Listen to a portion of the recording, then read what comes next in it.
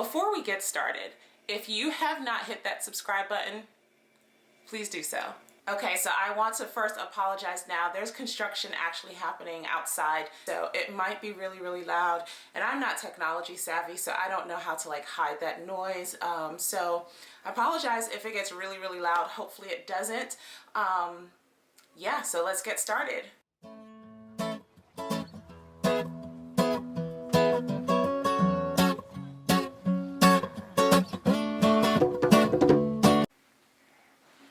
Okay, so today I am coming with you with what I had in my chemo bag. So what did I take with me to my chemotherapy infusions? So when you go to chemo, you are there for hours on end. You're there for at least 3 to, depending on your infusion, what your treatment plan is, who you are, what kind of cancer you had. You're there from anywhere from like 3 to 6, 7, 8 hours for some people. My average infusion day was 4.5 hours. And so there's a bunch of stuff that, you know, they encourage you to bring along, or that you should bring along, just to make your infusion day just that much more comfortable. Because being there obviously is not the happiest thing, and you want to be as comfortable as possible. So I want to share with you guys what I have in my, or what I had in my chemo bag. So this bag was actually gifted to me, and it had a bunch of stuff in it already. And then what I did, it was either this bag or just whatever other bag I could find.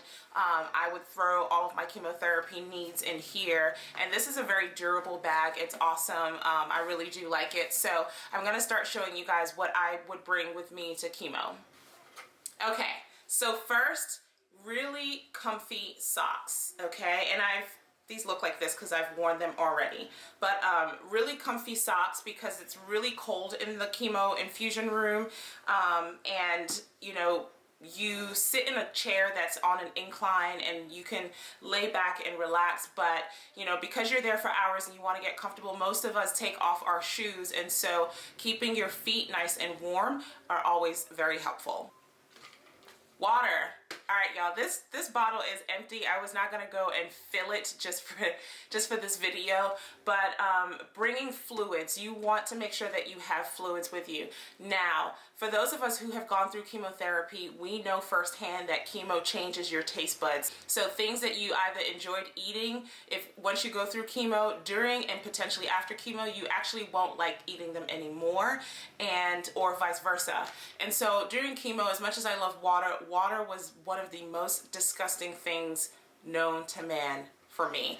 And just drinking plain water, I could not do it. I would feel nauseous and want to throw up. Even lemon infused, lime infused, fruit infused water just would not work. The only thing I really was able to stomach was Coke, but because I wanted to limit my soda intake, I would drink ginger ale, which now sounds contradictory, but yeah, I would drink ginger ale, or I would force myself to drink water. But you want to make sure that you have fluids with you while you are at your infusion. The next thing is a blanket. Now, I have 1,000,001 blankets, because while I was going through treatment, a lot of people either gifted me blankets, I purchased blankets, or my husband and I, we just have a bunch of blankets, and I'm actually even sitting on one as we speak, but I probably have like a good 4 of these, and these are so plush and comfortable. You can find these on Amazon. You can really find them pretty much anywhere online, and but you definitely want to have one of these. Now, in the infusion room, they will have those like generic white hospital blankets that they can throw on you, which are pretty large, and those work fine as well. But you know, it's always nice to have your own blanket. Keeps you warm. Again, it's really cold in the infusion room, so you can bring your blanket, or they should have blankets for you guys while there. The next thing, magazines and books. So you want to bring something to either read or doodle. Of course, psychology today, this is the field that I'm in. I am a licensed clinical social worker, and so anything that's psychology, social work, mind, criminal related, I'm probably reading it. And so a bunch of magazines. This is an Essence magazine with the beautiful Taraji P. Henson, or, you know, just a book, something you want to bring with you to kind of keep your mind busy. If you have a friend or partner, spouse, whoever who's in the infusion room with you, you probably will just be sitting there chatting, having a conversation. If not, you want to have something to read. Often what I would do is I would go to work in the morning, leave work. I think my infusion was around like 12 noon. I would leave work. They'd get me all set up. They'd hook me up to my port, and usually around that time, anywhere from that time to about half an hour later, my husband would join me, or my husband and my friend would join me. But in the meantime, I might be reading, you know, one of these. It's also a good idea to bring a journal and a pen. So having a journal, I always say, if you are a writer, and even if you're not a writer, I'm a writer, I write poetry, but even if you're not a writer, it's kind of cool to document your journey. You just never know all of the different thoughts that we experience while going through cancer. You know, I think putting it down on paper can be very powerful. And so having a journal and a pen is awesome. This journal in particular, which I absolutely adore, and I adore it so much that I barely use it because I love it that much. I tend to use my other journals. This was gifted to me by a friend, and this is just a regular pen. You also want to have some sort of lotion on you, and I'll show you guys. Any kind of lotion works. Now, I don't use, and I'm probably going to do a video on what I use on my skin, but ever since I finished chemo, or actually since my diagnosis, I stopped using a lot of products that we just simply buy in the store on my skin, on my hair, on my nails, on my face.